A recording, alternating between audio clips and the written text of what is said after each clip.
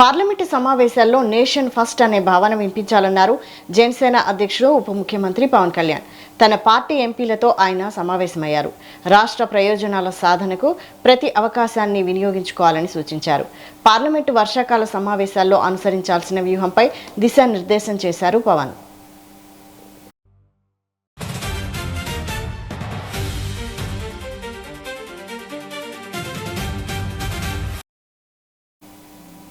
దీనిపై మరిన్ని అప్డేట్స్ మా ప్రతినిధి శ్రీనివాస్ అందిస్తారు. శ్రీనివాస్.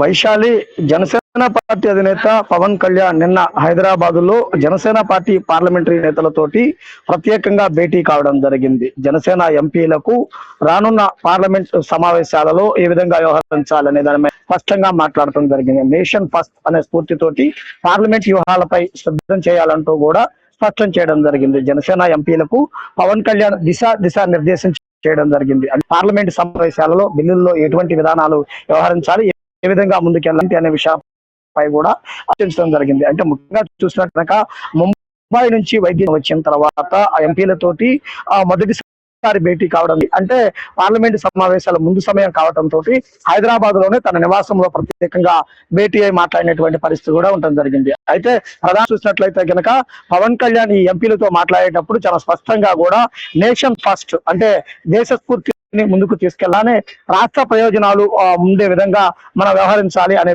విషయాలపై కూడా స్పష్టం చేయడం జరిగింది. అంటే పార్లమెంట్ సమావేశాల్లో జనసేన పార్టీ స్టాండ్ ఏ విధంగా ఉండాలి, జనసేన పార్టీ ఏ విధంగా వ్యవహరించాలి, అలానే బిల్లుల సమయంలో ఎటువంటి వ్యూహాలతో ముందుకెళ్లాలి, ఏ బిల్లులకు మద్దతు ఇవ్వాలి, ఏందనే విషయాలపై కూడా దిశానిర్దేశం చేయడం జరిగింది. అంటే ఈ రానున్న పార్లమెంట్ సమావేశాల్లో జనసేన పార్టీ యొక్క దానికి జనసేన పార్టీ ఎంపీలు సిద్ధం కావడం జరిగింది.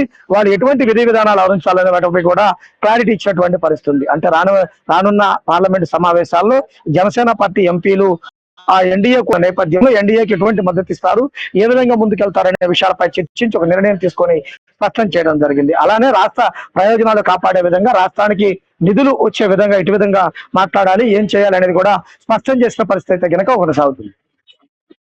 Okay, thank you Srinivas.